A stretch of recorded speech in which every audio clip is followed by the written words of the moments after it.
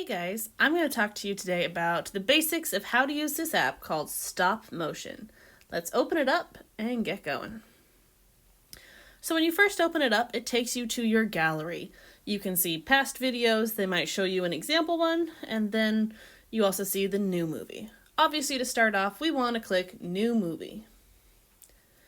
Now, let's go over the basics of what is here. You see it has a little arrow here that says tap here to add some pictures. They do have some helpful guides to help you out. But here's kind of the basics.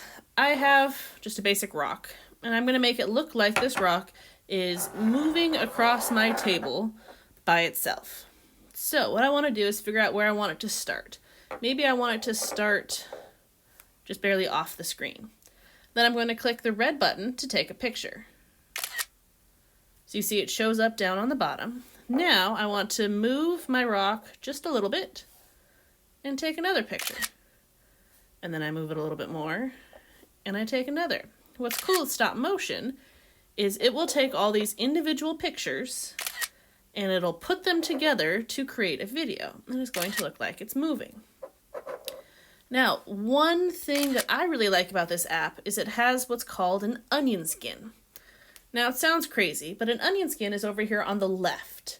If I slide this bar up and down, come on, slide. Oops, let's move my rock a little. You see how, right there, you see that little ghost image? That is called the onion skin. Onion skins are kind of see-through in real life. So in the video world, an onion skin is showing a see-through layer of the last picture you took. So let's say my little sister came in and bumped my stuff and moved it, and I want to get back to filming. I can just turn on my onion skin by sliding this over here, this thing on the far left, and I can lightly see where my last picture was, so I could line my object back up and then move a little moving forward.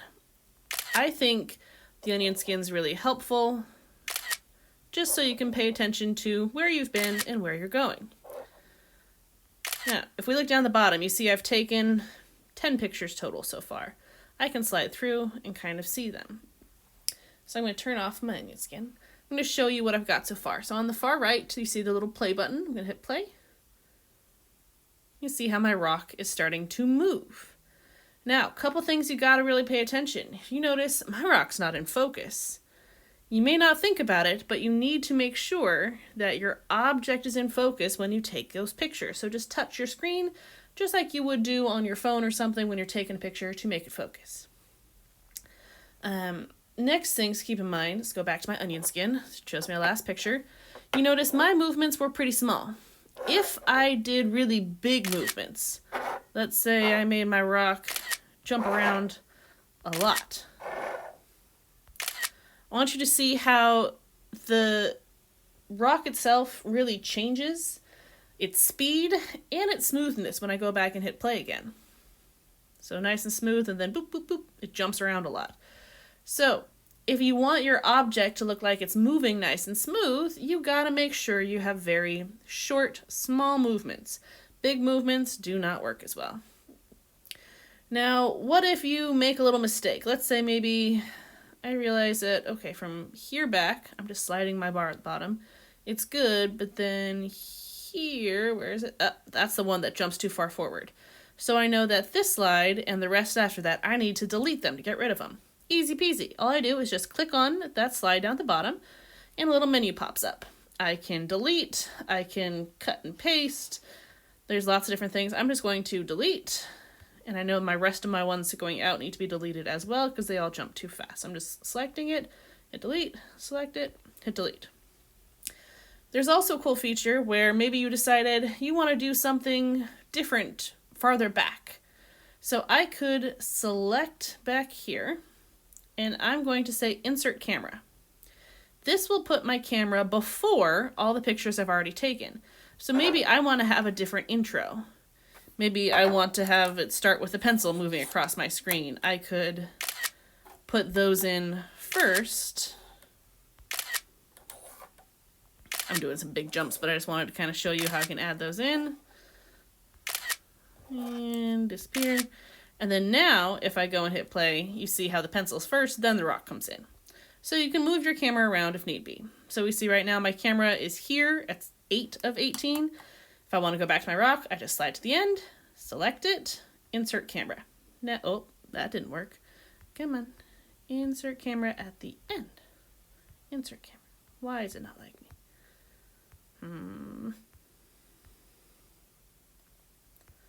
Well, you get my point there. So that's how you can insert stuff. So with stop motion animation, the more stuff you can have move around your screen, the smaller the movements, the better it's going to look. If you want to add audio, so voice or sound, you see there's a little microphone button. If I click on my microphone, let's see, there we go. The app will actually do the recording for me. So I could hit record, it will count down 3, 2, 1, and I can record myself doing sound effects, doing dialogue, whatever, while the video's going, so I make sure my timing's correct. So let me show you what I do. I want to move it back to the very beginning, so I want to start in the front. I'm going to select, so I'm back in the very front, 1 of 18, hit my microphone. Now let's just do a little demo recording, show you how it works. I hit record. Test, test, test, the rock is moving, yay! Stop. When I'm done, I hit stop. Now if I want, I can play it back to make sure I like it.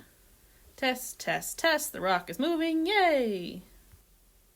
If I like it, I hit done. If I don't like it, I can hit record and try again. So let's just say I hit done. Now we see there's a little music note in the beginning. So if I hit play now, test, test, test, the rock is moving. Test, test, test, the rock is moving. So you see how that works? You could use your own voice, you could do sound effects, you could add whatever you wanted. Now when you're all done with your video, you would want to hit the arrow at the bottom left, and I'll take you back to the main screen. And then to save it to your phone, to your iPad, whatever you're saving it to, so that way you can upload it and show people, all you have to do is you select it. Oops, go back. I need to go up to the top right, hit select. Now I can select the video that I like. And then to save a video, if you look in the top left corner, there's a box with an arrow pointing up. If I click that, I could export the movie, so that means it'll save it to I'm doing it on my iPad, it'd go there, or on my phone, wherever.